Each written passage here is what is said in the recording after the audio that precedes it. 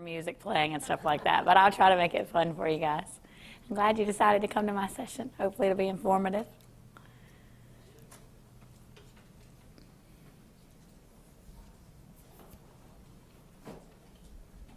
Yes?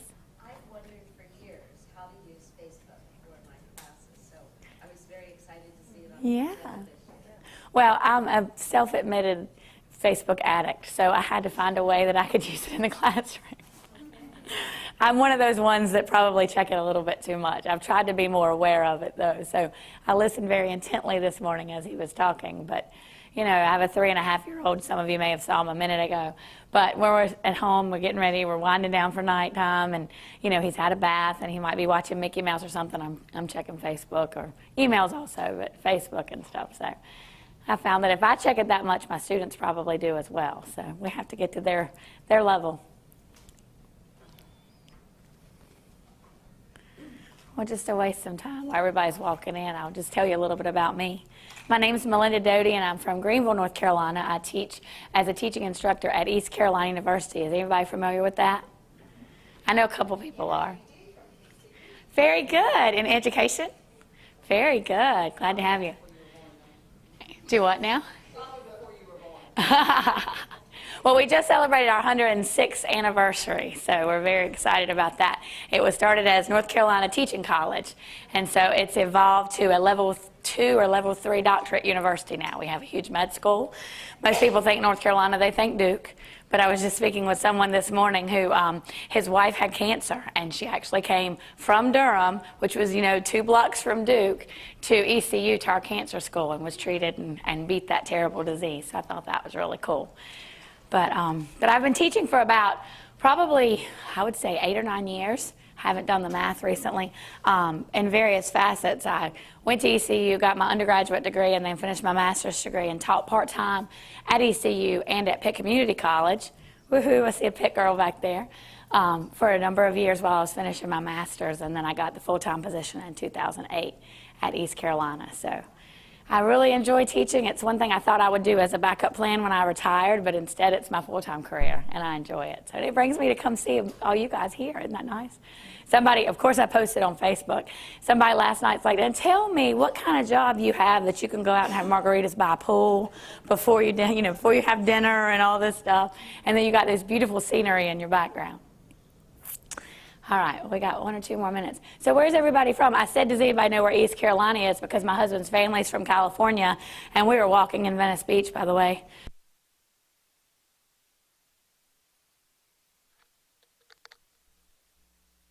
It was fun, but he was like, I've heard of North Carolina and I've heard of South Carolina, but I've never heard of East Carolina because I wore an East Carolina t-shirt on the way. So, is anybody from the South? Or where's everybody from? From the South, very good. Anybody from California? What part of California? Sacramento. So Northern California. And what about you? Southern California. My husband's family lives in Yucca Valley, near Palm Springs. And then, are you from Yucca Valley? No, I used to live there years ago. Oh, yeah. They moved to the desert from Simi Valley, Thousand Oaks area. So we still have some relatives up. We call it the northern part of Southern California, I guess, because it's such a long state. But yeah. I'm from St. John's, Newfoundland, Canada. Wow. So you're really enjoying this weather. Did you leave snow? Very good. Ontario. I just wanted to make sure that we let them know I can pass these out For them either to scan or do it?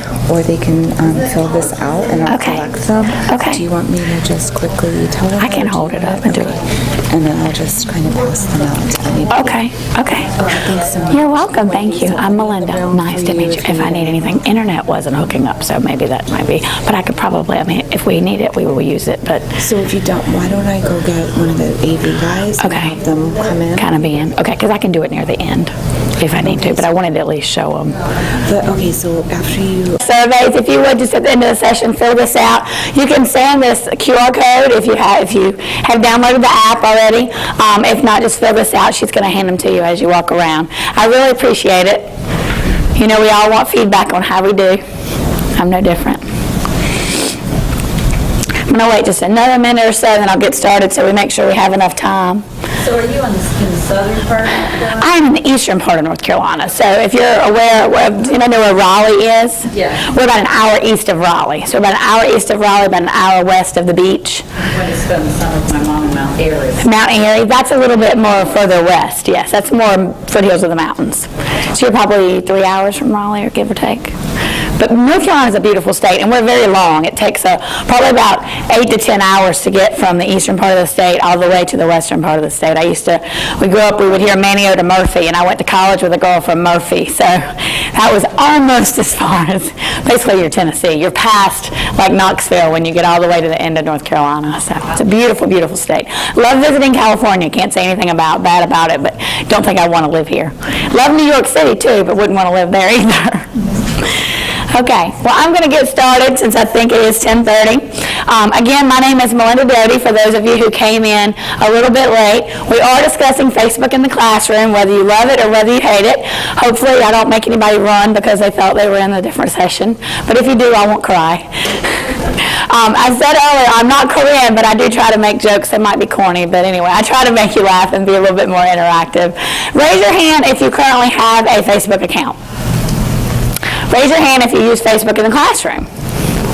Okay, well, hopefully that'll change to the number that people raised their hand a minute ago. But we are going to talk about it. I'm just going to give you a little bit of background about how I started using it in the classroom and what I do now.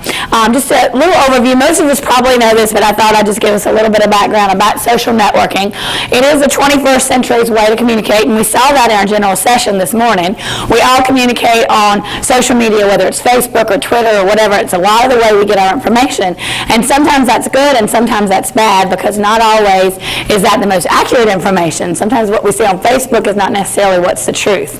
So you want to make sure that you double check your information. I'm the world's worst for, it used to be just post whatever I see, but now I go to Snopes first. And then I verify that it's correct, and then I post it. Because, you know, those sad faces that you see, you really want to repost that. It can be divided into public and private communities, used by individuals or organizations, allow connections to be formed, and also offers diversity. I know I talk with a number of different people. I have friends in Australia that I talk with on social media and Facebook primarily, and we find out what's going on. So that's just a great way to connect with people.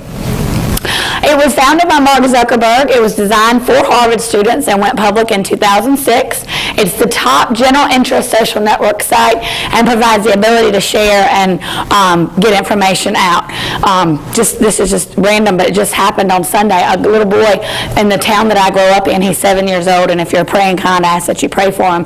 He was in a tragic accident Sunday afternoon and got hit in the head with a tombstone, and has actually been transferred to Vidant Health, which is the big hospital in Greenville, about an hour and a half away where they live, and was in severe surgery. Well, I knew Sunday night at 10:30. It happened like 4:30 Sunday night. So they have just got so many prayer warriors. I'm getting chills just talking about it, because, you know, the prayers are working, but he's still in very, very critical condition.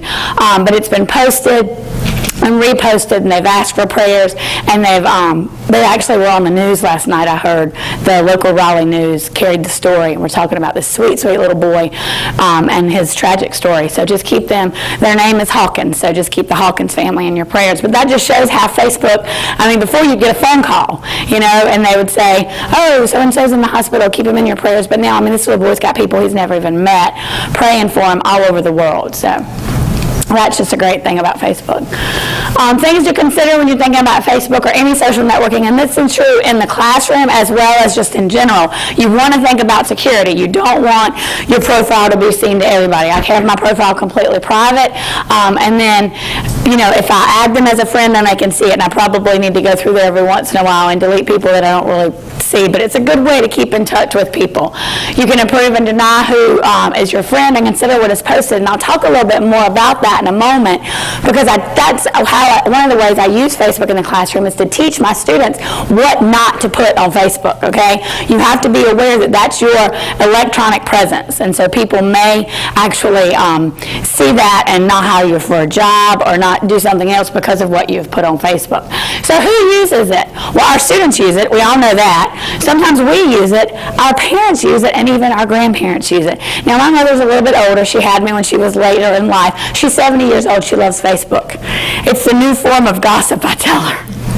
She can find out what's going on in everybody's life, never posts a thing on Facebook, but she's already been checking Facebook to see what I've posted from here and to check up on friends and family. She'll be like, did you know so-and-so did blah, blah, blah. So anyway, everybody uses Facebook. I think I meant to take a picture so I had the numbers, but he said, what, like 600 million users or something? I mean, it's just crazy. So why not bring it into the classroom and allow our students to be interactive with this new thing on our level, on our education level? So what I've done, and again, I'm constantly changing and looking to evaluate and see what's going to be better for me. At the present, I have 2 profiles. Now that may or may not be, I haven't double checked to see if that's approved by Facebook to have 2 profiles. I think you're not supposed to. So I'm looking into switching it more to a personal profile with them only seeing my presence in the group. So that means they wouldn't see my timeline posts or anything like that, because I really try hard to keep my students away from my personal profile, because I don't need them to know necessarily that my 3-year-old is now potty trained and that kind of thing. You know, they don't want to care, and I don't want to share that with them. However, my family may want to know that, so that's good. But right now I have a personal and a professional profile, and I let them know that they may see my other profile post in their group. However, they won't be able to add that one as a friend. My students will see the material related to the post, and I will. The big thing is I create a group for them to access their information. So if I post in that group, then they only see that group. They don't have to friend their classmates or anything like that. They friend me, because then I add them into the group. They friend my professional profile. So that's something to think about. Forgive me if I get really fast. When I start talking, I get fast, especially if I don't have something to slow me down. And if you do have comments, please raise your hand. I was just going to say, do you want us to wait till the end to ask for If it's really related to what we're talking about, I don't mind if you interrupt me. That's fine. You, on the previous slide, when you say that you have groups for each class, when the student contacts you to become your friend, do they have to identify which class group they want to be in? What I typically do is they add me as a friend. I give them an email address, and unfortunately I'd already used my ECU email to create my personal before I created my professional. So I give them the specific email to search for, and then I tell them to add me as a friend. Once they add me as a friend, I post links to the group on my wall, and then they can request to join the group, or I'll add them if I notice I just added them as a friend. But that's how I do that, and I'll show you that in just a minute. Okay, you're going to show us how to use it. I'm going to show you. Hopefully, if I can get internet access, they were going to check on that for me. I'll be able to show you how to create a group. Come on in and have a seat. Are you the internet person? Okay, let's let him go by and do his thing. Okay. In my group, I post material related to the course. I do post limited personal photos because I have a big online class, and I teach probably 75 students in my online class. And believe it or not, my online non-traditional students are the ones that use Facebook the most, even more than my juniors, my freshmen and sophomores in my face-to-face classes. But they're like, well, Miss Doty, you can see all our pictures, which I don't stalk my students' profiles. I don't. I'll look at them if they've not been in class for 3 weeks or so and say, okay, what's going on? Are they around? Are they in the hospital? Did I miss something? But I don't stalk them, and I make sure that I tell them that. I'm not out there to be your mom at ECU saying, don't do that, you know. But some of them said, Miss Doty, you see all our photos, but we don't see anything of yours. So I do share, we did spring pictures. I'll post a couple of those of my son, so they can see, yes, she is a wife, she is a mother, she does have a family outside of ECU. She's not just here to make our lives miserable, okay? So they enjoy that. Another thing I do is I friend the current students for the semester, and at the end of the semester I delete them all. So I don't have like thousands and thousands of students on my Facebook profile anymore. It is someone, I went to a session a few years back, and she said it's so relieving when you just go in and you just delete all those students and you just get more students in. So that was nice.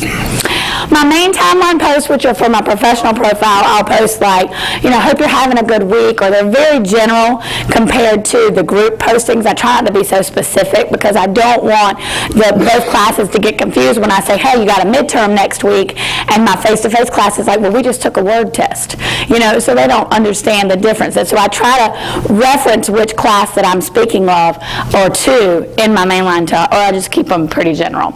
I do have what's called a secret group, and I'll talk a little bit more about groups in a minute, for each particular class. So if they're in my, say, iTech 3000, which is my internet tools, my online class that are my non-traditional, typically 35 or older students who have families and jobs, and one of them's in Australia, and we were having some issues last week with him taking his midterm and getting a proctor and all of that. So, but they're the ones that primarily use my Facebook group more than my face-to-face. I try to get my face-to-face in, but they're just like, yeah, we're having a good time. We're freshmen, it's college, that kind of thing. But they're the ones that use it. So I make it secret. There's actually 3 types of groups in Facebook. There's completely open. That means anybody can see who's in it and what is being said and request to join it, okay? There's closed, which means they only see that the group exists and who is in it. They don't see any of the posts related to it.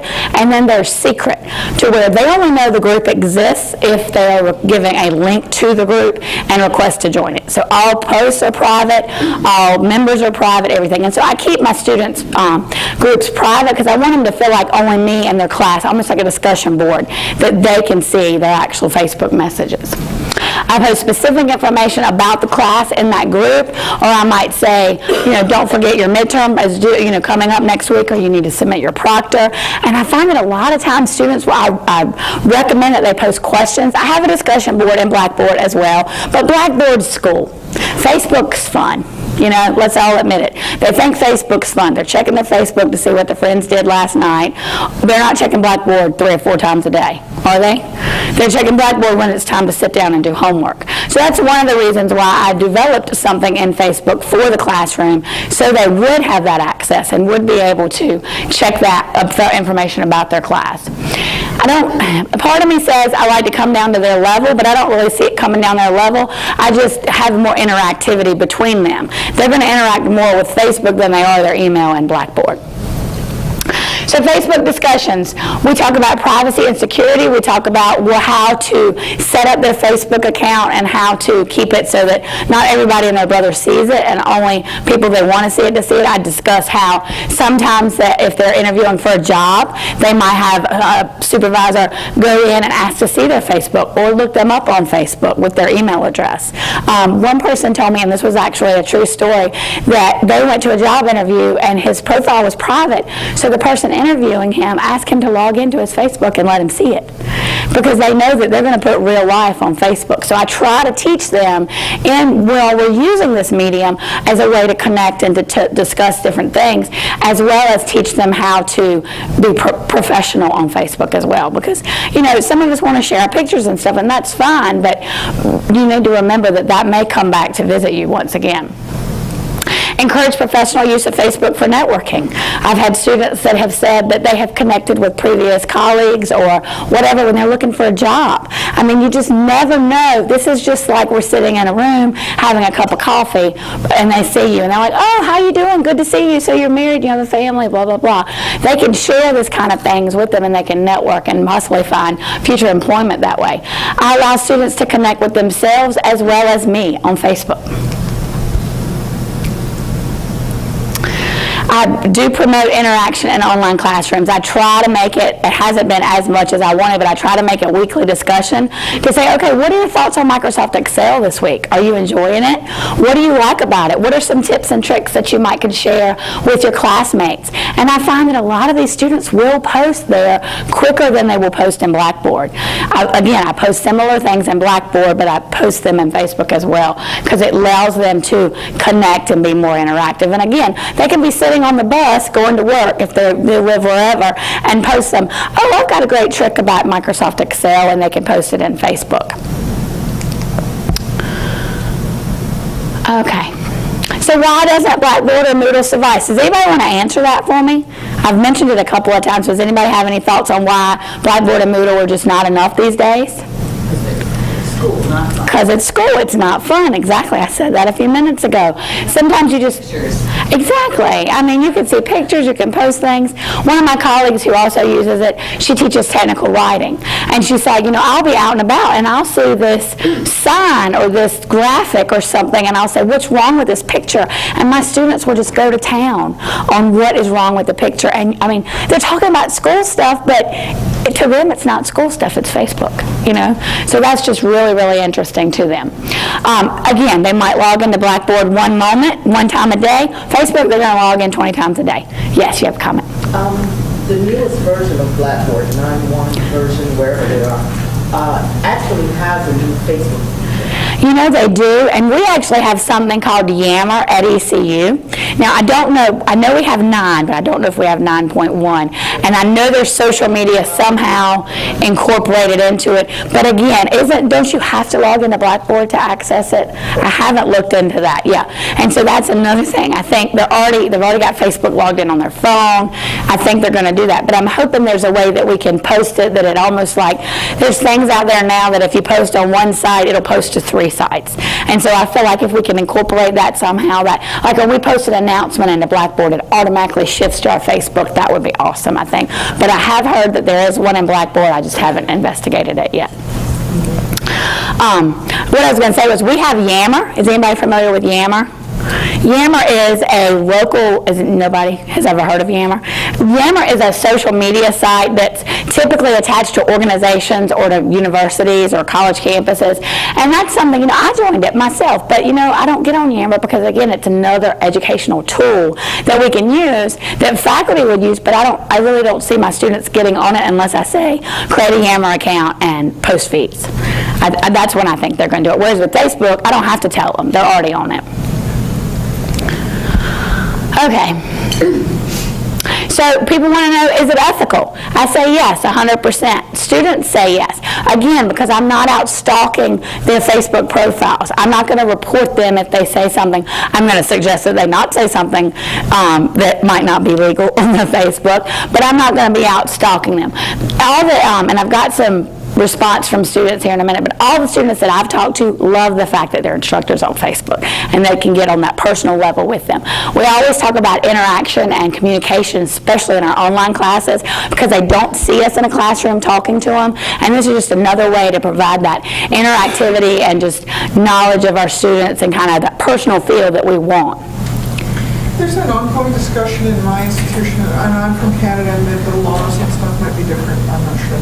But there's an ongoing discussion about what is the role of the institution in allowing students to connect with each other, and when is there a liability issue, when something comes up in a peer-to-peer way. Do you guys have that discussion as well? We have discussed whether Facebook is appropriate and what we should share on Facebook and how we should do it.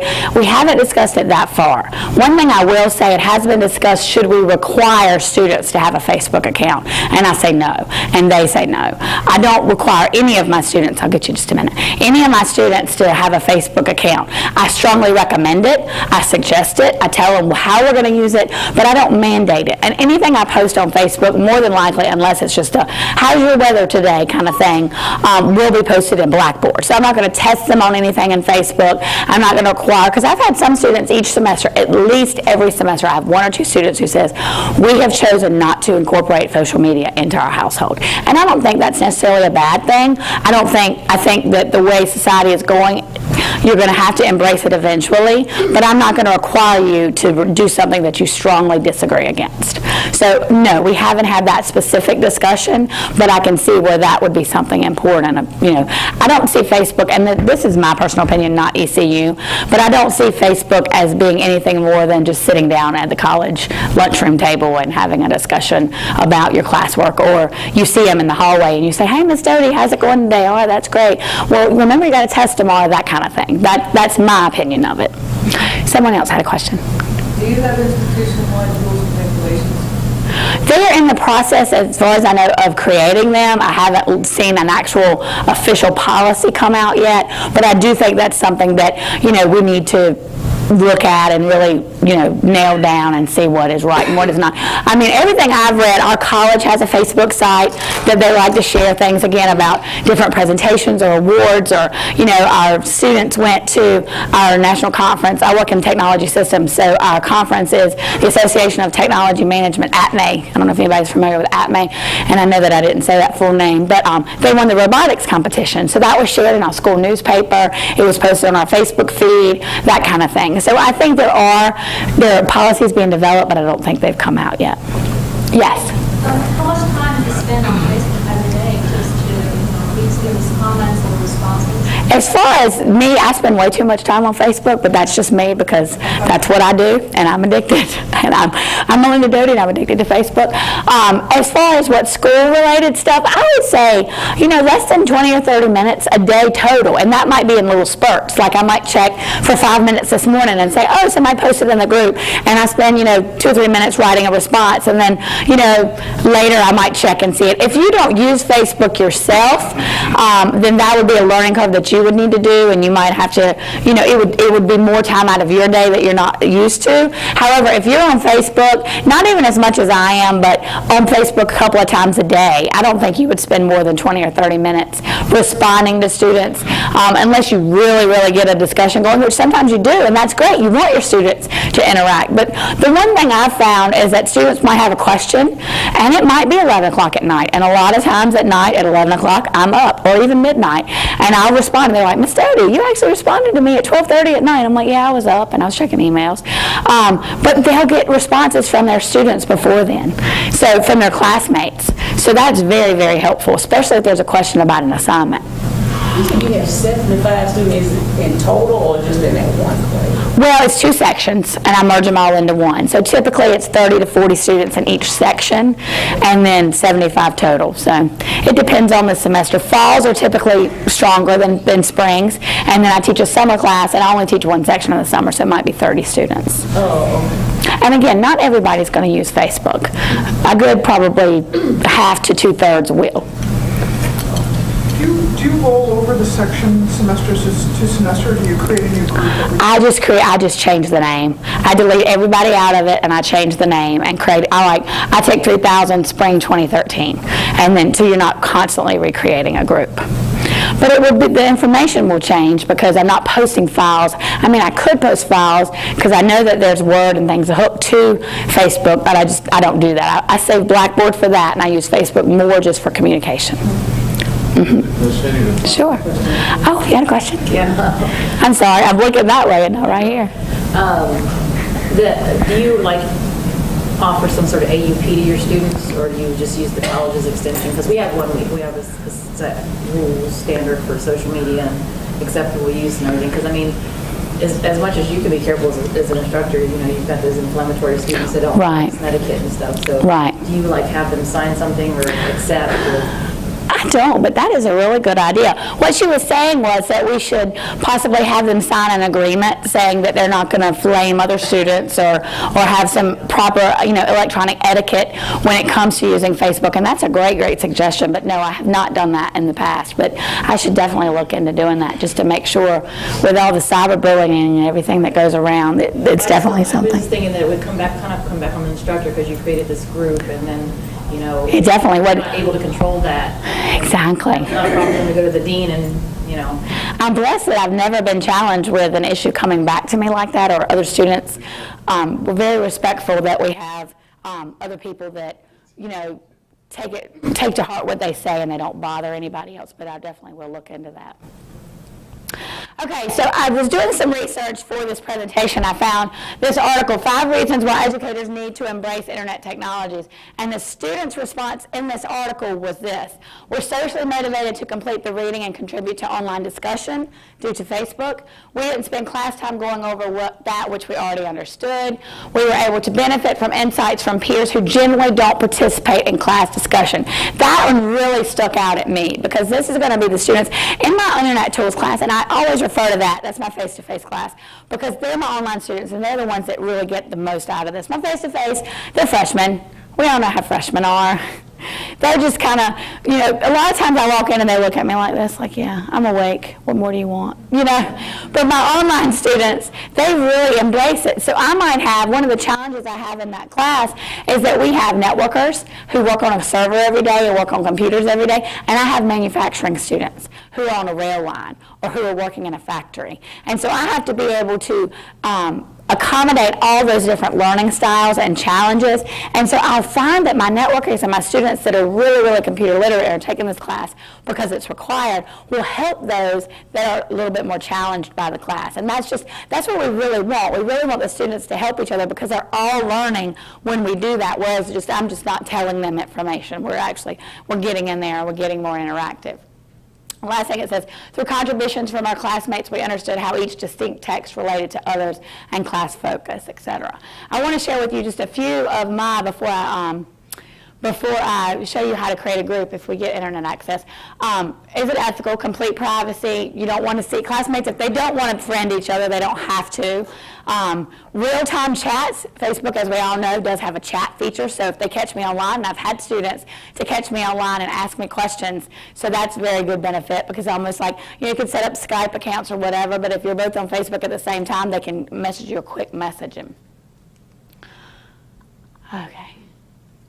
So the student response, do they enjoy it and do they feel it invades their privacy? These are actual students of mine that I've asked over the past couple of semesters what their thoughts were on Facebook, and I'm just going to read them to you real quick.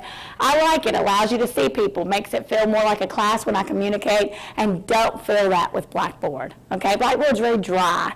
It's very just, okay, here's your material, here's your test, here's your lectures, you need to study. I do try to do weekly videos, so again, bringing in that more of that interaction with my students, let them see me, let them know that I'm real and I'm not just text on a paper. I'm actually in graduate school again, and I'm not downing my professor right now, but he posts weekly stuff every week. He doesn't post announcements, he just posts the material and where to do it. Now, he's very warm when you email him, and he will respond, and he's very caring and like, please let me know, but I don't have any interaction with him throughout the week unless I email him. So that's one thing that I've tried to incorporate into my classes. I like the social atmosphere of how it helps me remind you that the teacher is a real person along with your classmates. I also like the motivation of knowing that others out there are striving and meeting the goals that they're reaching for also. So that's good. They're encouraging each other. They're really helping each other with that. Okay. Again, I'm not going to read through them all, but just to give you an idea, I can relate quicker with Facebook. I check Facebook before I check my email. That's the key. They check Facebook before they check their email. Okay? That's why by coming to their medium, we're able to really help them with our classwork and really do that. And some may say, well, it's part of their job as a student to check their email. And it is. And I don't recommend not checking their email. But I might remind them on Facebook, you need to check your email. I enjoy using Facebook as a supplement. I think it lets us communicate and get to know each other. It's a nice way to get in touch with ECU if your sites are down. And this has not happened recently, but a couple of semesters ago, we had a snowstorm and classes were canceled like right before class. And so they're going to be checking Facebook. And of course, we have ECU alert and those kinds of things, but they're probably going to be on Facebook like, look, dude, it's snowing, you know. But so they'll say, oh, we don't have class today. They just closed campus. And yes, if we get 1 inch of snow, we close, just letting you know. Sorry, you northern people. We don't get it very often. All right, so in the final thoughts before I show you the groups, do you have any concerns, or we invaded their personal space, and would you or would you not use Facebook in the classroom? Why or why not? I'm going to give you about 2-3 minutes to answer those, and then we're going to try to get the internet up and going. So does anybody have any thoughts? Yes. I think it's great. I just wanted to see how the groups were made, because that was one thing. I know everybody has different situations. I have 2 teenage daughters, 17 and 15, and I'm kind of forced into a lot of different social media. I thought I'd never install Instagram and Keek and Twitter and everything else, even though I am a computer science major. So I don't have time to really get into depth on what I can use with my students, because I'm usually screening their stuff. Right. So, I mean, it's an excellent idea, and I do agree, because I'm kind of like your professor. I post things every week and I email, but I don't get that interaction that I want. Right. So I think it's a really great idea. I just want to see how to create the groups. I didn't know how to Right. It's really simple. It's like a 3 or 4 step process. Hopefully he'll get me on so we can do it. I teach a business ethics class for all of the business major students. And I'm already doing the flipped classroom concept, so they already do all their reading outside, they do their testing outside, and those kind of things. And then when we come to the classroom, it's open discussion, and so we're trying to do case studies. Got it. You have a second, the address. Oh. I'm going to change it, but you have to re-add that back in. Okay. You have to be DHCP to do internet. Okay. So We'll talk in a anyway, minute. so then in the classroom, we do debates, we do group discussions, we watch videos, we do all kinds of things. I'm looking at this because a portion of their grade is their participation in class and they're just with the discussions, but for those students that just are not comfortable with that open discussion, and then you have those students that are always going to be Always. talk and always, you have to try to tone those down. I think this is gonna be good because then I can put, they were laughing at me Monday in class because last Friday on our business page of our local newspaper, every article on that page I could bring in as a good ethical practice or a bad ethical practice. Right. And I'm trying to get them to be more conscious of the world Right. outside of their world. I could And so see. I think Facebook is gonna be something I am excited and I'm gonna try to use. I could definitely see how you could use Facebook in a business ethics class. Yes, you had a comment. Remind me, are we getting out at 11 or 11:15? 11:15, so I have some time. Yes, I'm going to do this while I'm listening, okay? I just have a quick comment. There has been a lot of debate lately about whether or not employers should have access to students' Facebook's account, because just like us, there's a difference between somebody's professional and personal life. Right. And, whether if people's settings are set to private, they're that way for a reason. And there have been interviews where potential students have gone, or potential employees have gone in and been literally bullied into showing me your Facebook account. I want to see what's there. Right. I personally think there's something fundamentally wrong. Yeah, I would never do About that. that there's a definite ethical line that, you Right. don't- Yeah, I don't agree with employers asking someone if their Facebook is private to log in and do it. No, I don't. But I do think that you should not be sure that you should not post things that you wouldn't be willing to share. So you can volunteer that if they ask you. I don't think they should ask, but they should say, oh, your Facebook is private. I'd like to see what you have on. Oh, let me show you. So you know you're not hiding anything. But I would never force anybody into showing something.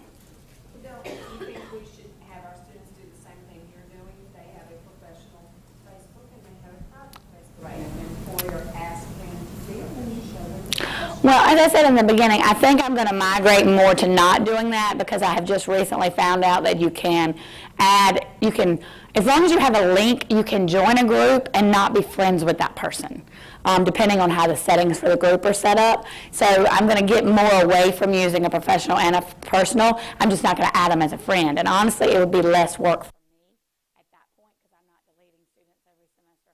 Because by the time I get, 60 or 75 students from my online class, and then, a good 30 to 50 students from my face-to-face class and put them in, then that's a lot. That is time consuming. Somebody asked about time. And so whereas I could just post the link and Blackboard say, log into your Facebook, click this link and request to join this group, and then you can be in.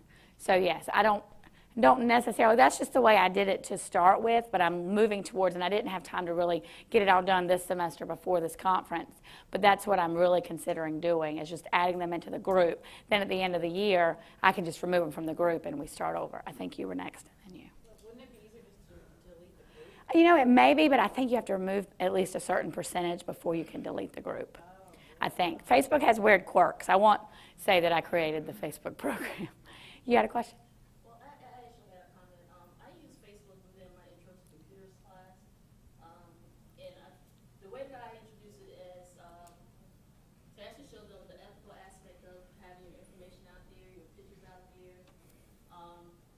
We actually showed them how, if they leave it logged on, I use remote access software where my students are in the lab and access their Facebook on their own and actually see how easy it is to take their information out. How we can, if you list, this is my sister, this is my mother, this is my dad, how you can go in and Google search them and actually create separate profiles so they see more, not just the social aspect, kind of developing on their soft skills, but it opens them up because that's one of the problems that we have is soft skills communication Right. with the students. But it kind of shows them the ethical aspect of it, how to protect yourself online. Right. And even just last week, we had a bomb threat on our campus, and they couldn't use anything. We don't have Blackboard, we have Campus Cruiser. And we usually have Cruiser Alert. The alert didn't come through. But when they posted it within our group, then everyone saw it, and they immediately, okay, we can't come on campus is shut down. So, That's definitely a benefit. Yes, thank you for sharing.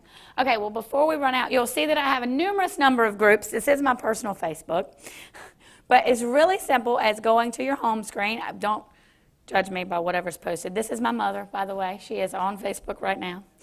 But you go to groups. I will. I'll message her, hi, Mom, I'm in my presentation. But anyway, you can see iTech 3000 Spring 2013. If you go to Create Group, I'm just going to put Test Group. What's going to ask me for members? You go right here. If you go to Home, and then go right over here, you see Groups on the left-hand side. Click More, and then click Create Group. I'm just going to put Test Group, so I can show you how easy it is to create one. You do have to add at least one member before you can create your group, okay? So whether it's somebody you know is going to be in it, or like I said, I'll just add my professional profile. This is my professional, Melinda T. Doty. It's going to suggest, notice it's going to tell you privacy. Anyone can see the group who's in it, what members post. Hopefully you guys can see that. Closed, anyone can see the group and who's in it. Only members see the post. And secret, only members see the group who's in it and what the members post. So I typically always make them secret. You could make them closed until you get everybody in it and then make it secret, because the members will, closed would probably not be a bad option because they won't be able to see what's posted. They'll just be able to see who's in the group. Okay, but secret means nobody knows it's there unless they know it's there. I know that sounds like an oxymoron, but really, they don't know it's there unless somebody tells them or adds them to the group. And then you just hit Create, and hopefully we'll create it. You can choose an icon for the group, or we'll just say Skip. And there's my new group. See, and I see the two people that I have. I can post something in the wall. I can add files. It's going to suggest who I could add. Let's just hide that. It tells me who's in the group under Members. So you just go to 2 members, and I'll show you this. That's how you create one, but I'll go back to my iTech 3000. I don't think my students will mind. But see, I just posted, we're on spring break this week, so I just posted, have a great week, guys. They had their midterms last week. So I posted, you can set your settings up to where you get an email every time someone emails you or posts a message in the group. That gets a little bit redundant sometimes, but I have certain groups set up that way, so if I know a student posts a message in a group, then I automatically get an email being an administrator of that group. And that's helpful because sometimes you might miss those notifications. But this is just something that I had posted that said, you know, let's get us talking more. I'm going to post different things. I posted a topic, and then you can see 9 of the students saw it, so I can see who all read it. And then I can see all of these are students. They have something to share about Excel. And again, not all of my students have added Facebook, but some of them did and are really taking it with just really embracing it and going with it. But some of them don't. But that's as simple as creating a group.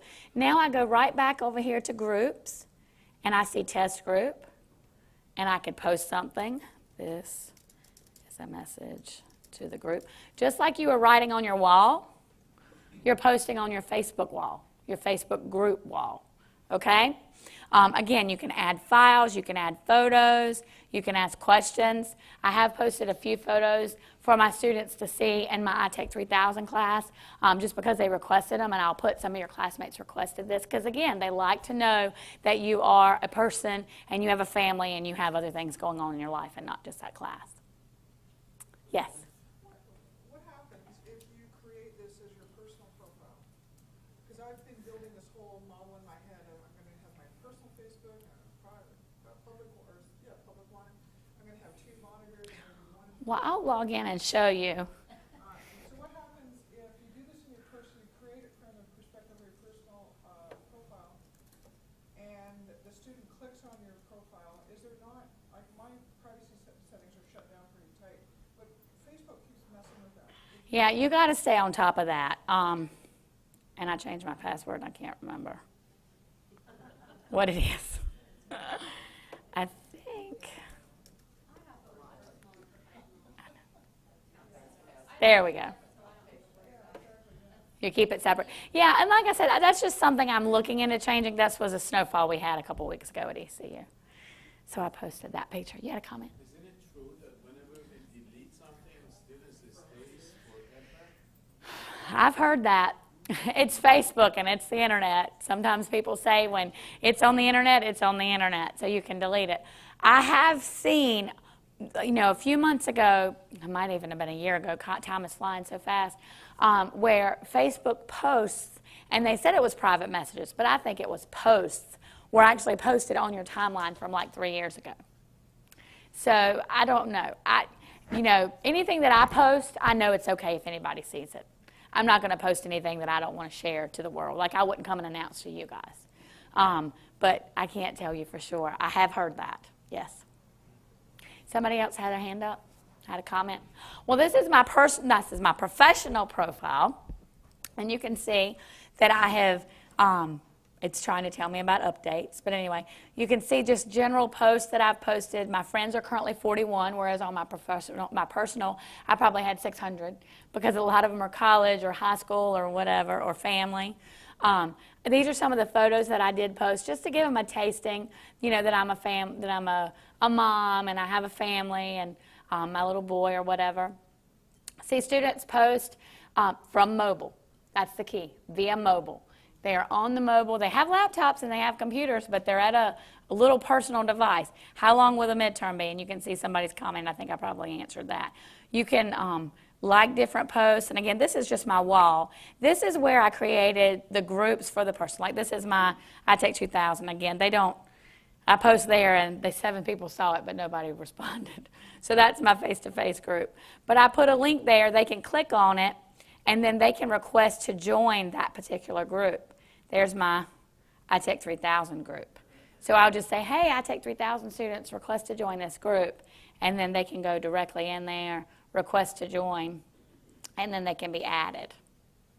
So they send a request and then you accept it? And then I accept it, yes. And I made both of my profiles the administrator. So if I'm in one and not the other, then I can automatically post or whatever. And that's how I told them that they may see my personal profile, but it's not going to be the one that I use to respond to them.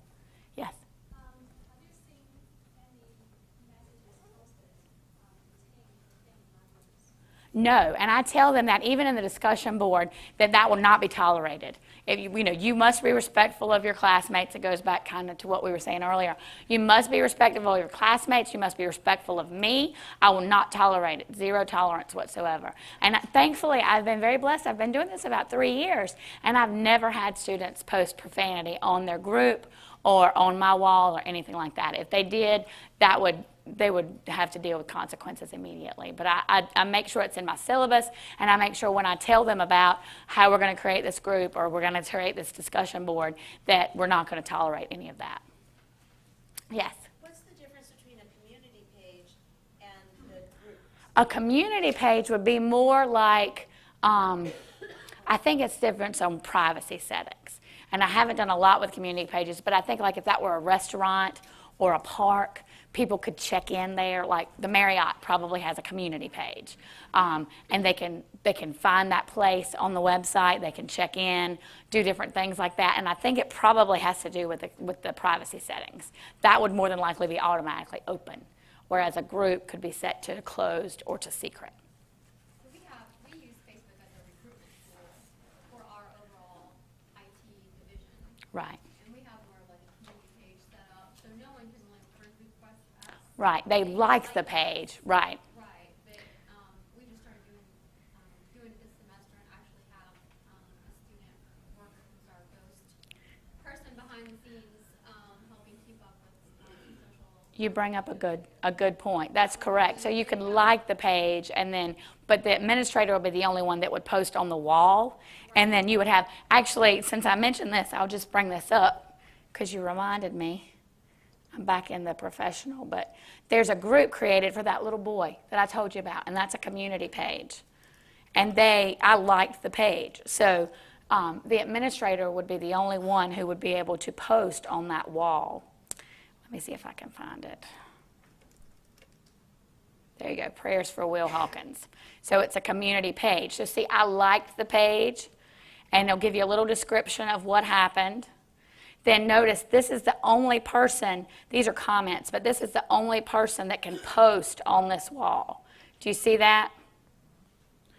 Whereas if you go up here, these are recent posts by others.